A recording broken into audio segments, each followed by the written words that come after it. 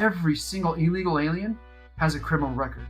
They are here illegally. America, ICE just conducted one of the most successful operations in recent history, arresting 1,500 alleged criminals in Houston, including gang members, sexual PDFs, and convicted felons. But instead of celebrating the removal of dangerous criminals from their neighborhoods, civil rights activists are crying that the raids went too far. Meanwhile, one woman in Pasadena who already gets it, Margarita Baron, is choosing to self-deport to reunite with her family rather than continue living illegally in America. Her story shows the difference between somebody who takes responsibility and activists who want to protect criminals at the expense of community safety.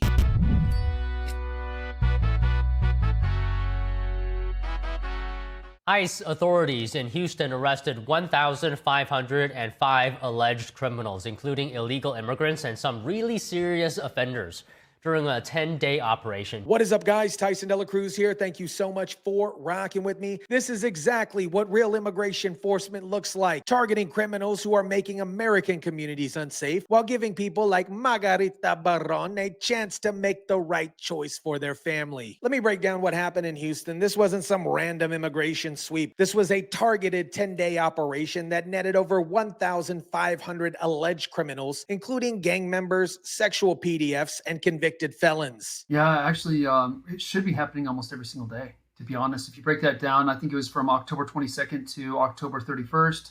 In those 9 days, it was a little over 100 people per day in the general Houston area.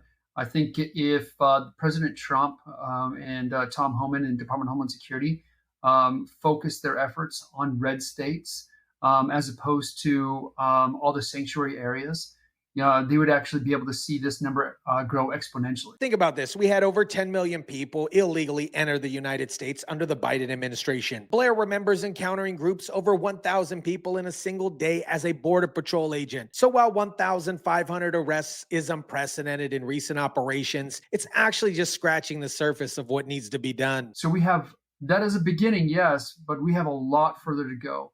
So if each county, imagine if each of those 2,700 agencies signed an agreement, worked proactively in a task force model with ICE and all of our federal partners, and conducted operations such as these, taking criminal illegal aliens off our street, how much more would we get?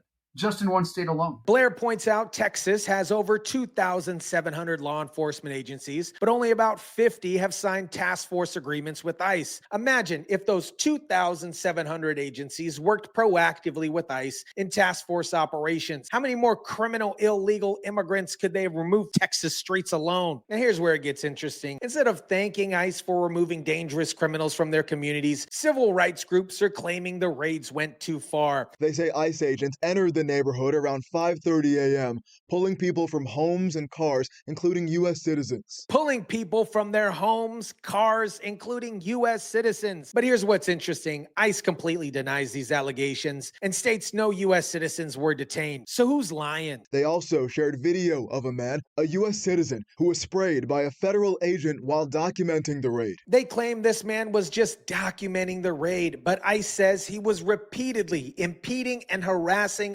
officers. There is a difference between observing from a distance and actively interfering with law enforcement operations. Let's look at what the community is saying about these operations, because the reality is much more nuanced than these civil rights groups want you to believe. If law enforcement is arresting wanted criminals, that's good for our communities, period. Wesley Whitting from Fort County District Attorney's Office gets it. If law enforcement is arresting wanted criminals, that's good for communities, period. End of story. And that, my friends, is absolutely right. When you remove gang members, sexual PDFs, and convicted felons from neighborhoods, you make those communities safer. Greater Houston LULAC is viewing that this is an overreach of tactics and is harming our community in the long run. Then you have community activist groups claiming this is overreach of tactics and that it's harming our community in the long run. How does removing criminals from your community harm it? It makes no logical sense here. So one being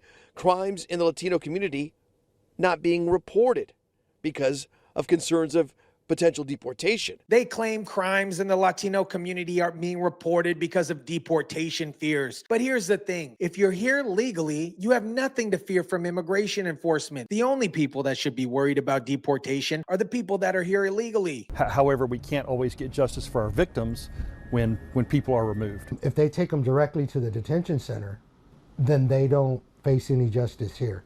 They get deported. But the solution isn't stopping immigration law. It's to coordinate better between local and federal authorities. Now, let me tell you about somebody who actually understands the situation and is taking responsibility. Margarita Baron from Pasadena. Her story shows what happens when people face reality instead of fighting it. Yeah, this is a family who came here illegally about 12 years ago to chase the American dream. They were living out that dream at that small home just behind me where you see that black Tahoe at the intersection of Dade and West Houston in Pasadena. Until ICE came for her husband and her brother. Both men were deported within a week, and now she's making the difficult but responsible decision to reunite with them. So a family member telling us today at the property when we visited that Baron was at the Mexican consulate's office today trying to figure out how she may be reunited. They are also looking into how they might be able to sell all of the possessions that they've been able to accumulate while in this country as they look to return to their home state of San Luis Potosí. This is somebody taking responsibility for her actions instead of demanding that America change its laws to accommodate her illegal status. We reached out to an ICE spokesman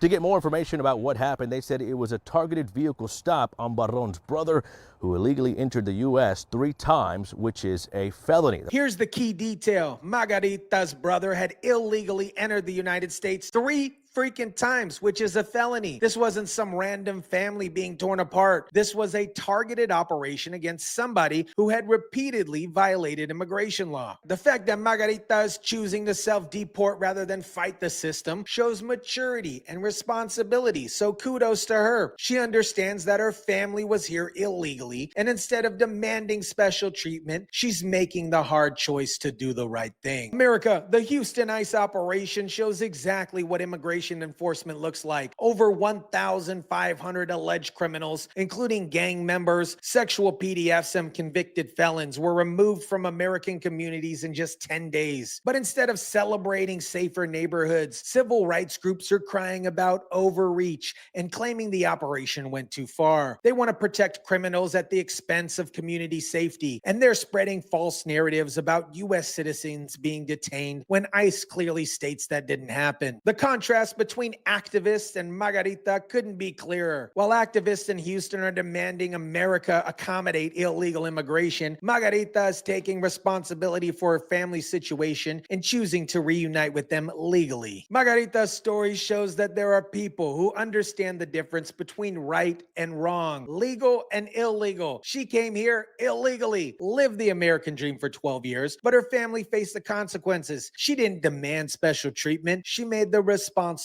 choice. This is exactly what immigration enforcement should accomplish, removing dangerous criminals while encouraging people who are here illegally to make the responsible decision about their future. Some will choose to self-deport like Margarita, others will face removal, and the end result is the same: restored respect for American immigration law. The retired Border Patrol agent was right. Operations like this should be happening every single day until we remove every criminal, illegal alien from American communities. Our citizens deserve to live in safe neighborhoods, not sanctuaries for foreign criminals. Let me know what you think about this. Drop it down in the comment section down below. Smash the like button if you kindly would. Share, subscribe, and as always, guys, I'll catch you on the next one.